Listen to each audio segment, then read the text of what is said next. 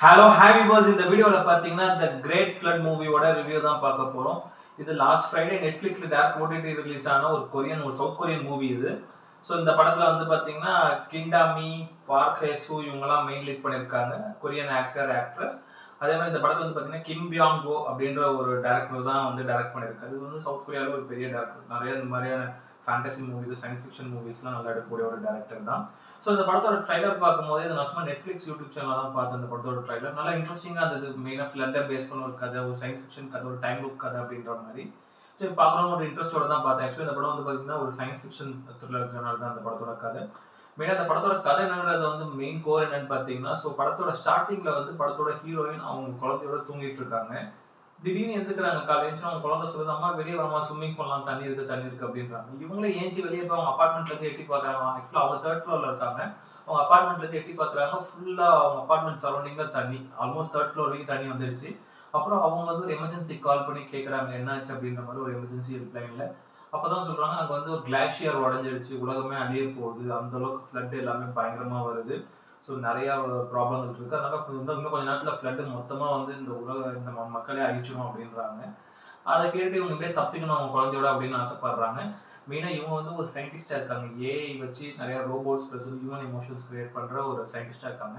So இவங்களோட help வந்து ஒரு இயக்கத்துக்கு தேவைப்படுது. அந்த இயக்கம் வந்து பாத்தீங்கன்னா இவங்களை எப்படியாவது கூட்டிட்டு போயிடணும் இந்த உலகத்தை விட்டு மேல ஸ்பேஸ்க்கு. ஏன்னா இந்த உலகமே அழிய போகுது, இவங்க இருந்தா மட்டும்தான் இன்னொரு மனித இனத்தை உருவாக்க முடியும் அப்படின்ற ஒரு பிளான் பண்றாங்க. அந்த டைம்ல வந்து பாத்தீங்கன்னா இவங்க ஒரு டைம் லூப்ல மாட்டிக்கிறாங்க. இவங்களும் இந்த ஃப்ளட்ல இருந்து தப்பிக்கணும்னு சொல்லிட்டு அவங்க குழந்தையோட வெளியே வராங்க. பட் இவங்க ஒரு டைம் லூப்ல மாட்டிக்கிறாங்க. அந்த டைம் லூப்ல இருந்து எப்படி தப்பிச்சு வெளியே வந்தாங்க, அந்த படத்துல மீதி என்ன நடந்தது அப்படின்றது தான் படத்தோட மீதி கதை. ரொம்ப நல்ல ஒரு இன்ட்ரெஸ்டிங்கான ஒரு சயின்ஸ் ஃபிக்ஷன் மூவிக்கு தேவையான ஒரு ஒன்லைனர் தான், நீட்டான ஒரு ஒன்லைனர் தான்.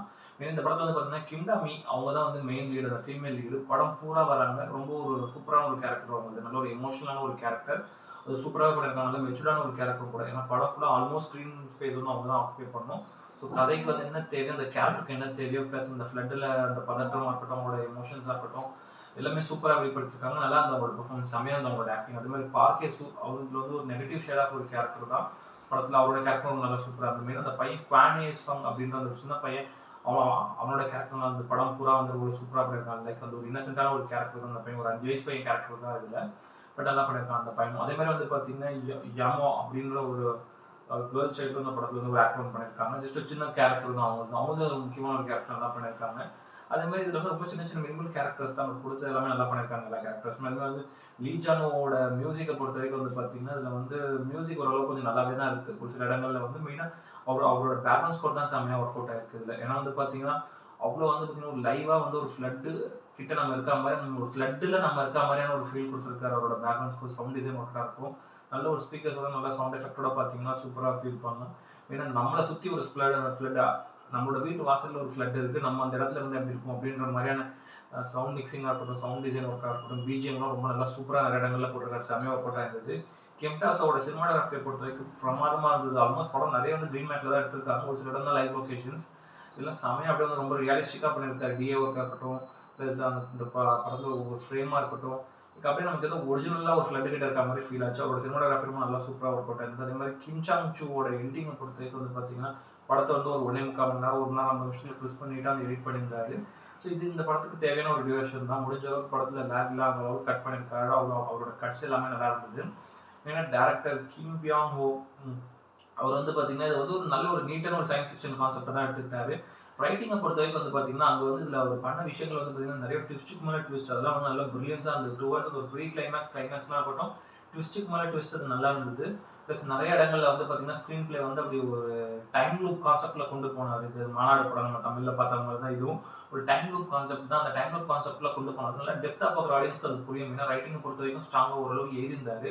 சில இடங்கள் வந்து ஆடியன்ஸ்க்கு புரியாத மாதிரி இருந்தால் அதுவே நான் ஒரு மைனஸாக நான் பார்க்குறேன். ஏன்னா டைம் லூப் கான்செப்ட் எல்லாருக்கும் புரியாத மாதிரி நம்ம நிறைய படங்கள் பார்த்துருக்கோம். இந்த படம் வந்து பார்த்தீங்கன்னா டைம் லூப் கான்செப்ட்ன்றது நமக்கு தெரியும். பட் நிறைய இடங்கள்ல வந்து சின்ன சில இடங்கள்ல ரொம்ப கிளாரிஃபை இல்லாத மாதிரி இருந்தது ஸ்க்ரீன் பிளே. அது கொஞ்சம் நிறைய ஆடியன்ஸ்க்கு அது புரியாது. எனக்கே அது வந்து ஆக்சுவலி இந்த படம் ஓடிடினால கொஞ்சம் பேர் ரிவைண்ட் பண்ணி பார்க்கவும் ஒவ்வொரு இது பார்த்தா நமக்கு புரியுது.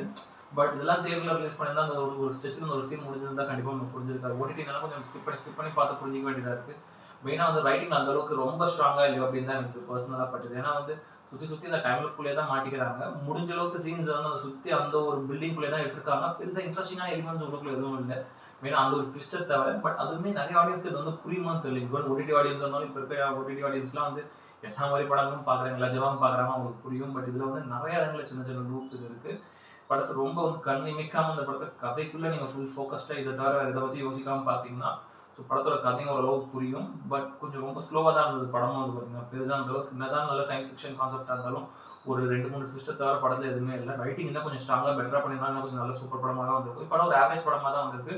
ஒரு ஒன் டைம் டீசன்ட் வாட்ச். இது ரொம்ப போர் அடிச்சுன்னா Netflixல சும்மா போட்டு நீங்க ப்ளே பண்ணி பார்க்கலாம். அந்த படத்துக்கு ஒரு ரேட்டிங் வந்து பார்த்தீங்கன்னா, 10க்கு வந்து ஒரு 5.5 குடுப்பேன். அந்த அளவுக்கு ஒரு ஒர்த்தான ஒரு ஒன் டைம் டீசன்ட் வாட்ச் இது. பாருங்க, என்ஜாய் பண்ணுங்க. இந்த வீடியோ பிடிச்சிருந்ததுன்னா லைக் பண்ணுங்க, கமெண்ட் பண்ணுங்க, ஷேர் பண்ணுங்க. இந்த சேனல் சப்ஸ்கிரைப் பண்ணுங்க. இந்த வீடியோட லிங்க்கும் உங்க ஃப்ரெண்ட்ஸ் எல்லாருக்கும் ஷேர் பண்ணுங்க. இன்னொரு ஒரு நல்ல வீடியோல மீட் பண்ணலாம். Okay friends, thank you. By.